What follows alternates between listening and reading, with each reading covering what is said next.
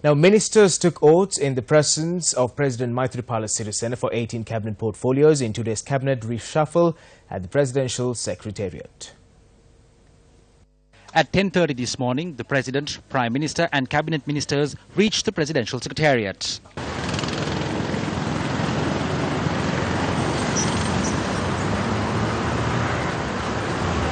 Dr. Sarath Amunugama took oaths as the Minister of Science, Technology and Research, Skills Development and Vocational Training and Hill Country Heritage. These positions were previously held by former SLFP Cabinet Ministers Chandima Veerakodi and Susil Premajayantha. Lakshman Kiriyala will continue to function as the Minister of Public Enterprise and Candid Development, while S.B. Navina will continue as the Minister of Internal Affairs and Wayamba Development. Mahinda Amaravira took oaths as the Minister of Agriculture. Duminda Dissanayaka, who served in that position, was sworn in as the Minister of Irrigation and Water Resources Management and Disaster Management. Those positions were previously held by Vijit Vijayamuni Zoisa and Anurup Hidarshana Yapa. Vijit Vijayamuni Zoisa was sworn in as the Minister of Fisheries and Aquatic Resources Development and Rural Economy. Those positions were previously held by Mahinda Amaravira and P. Harrison. P. Harrison took oaths as the Minister of Social Empowerment, which was previously held by S.B. Dissanayaka. Kabir Hashim took oaths as the Minister of Highways and Road Development, while Ranjit Madduma Bandara was sworn in as the Minister of Public Administration and Management, as well as Minister of Law and Order. Thalata Atukorala was appointed as the Minister of Justice and Prison Reforms. The subject of prison reforms was previously held by Minister D.M. Swaminathan. In today's cabinet reshuffle, D.M. Swaminathan was sworn in as Minister of Rehabilitation, Resettlement, Northern Development and Hindu Religious Affairs. The position of Minister of Sports, previously held by Dayasiri Jayasekara, was given to Minister Faiza Mustafa.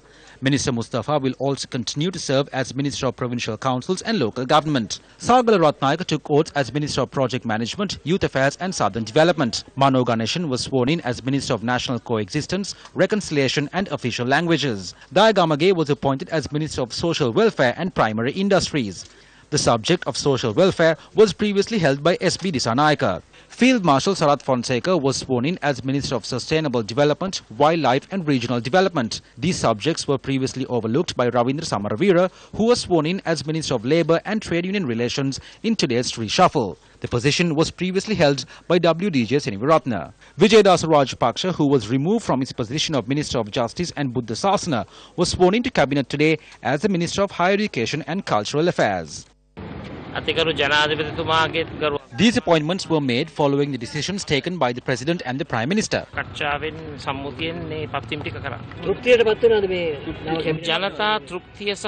The public will only be happy if they serve the country following the appointments. It is unfair to ask if the people will be happy right after the appointments were made. I believe the ministers will fulfill their responsibilities properly.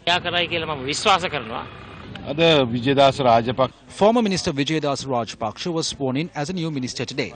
Portfolios of certain ministers were also changed. No one opposed it. As a member of the UNP, he has everyone's support.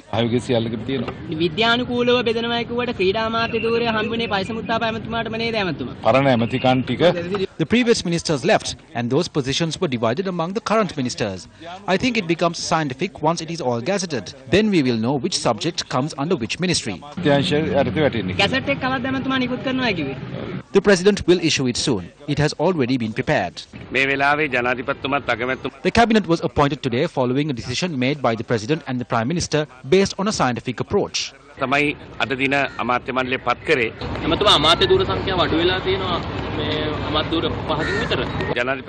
President and the Prime Minister must have thought of a way to govern the country with a lesser number of ministerial positions. That is what the people want. I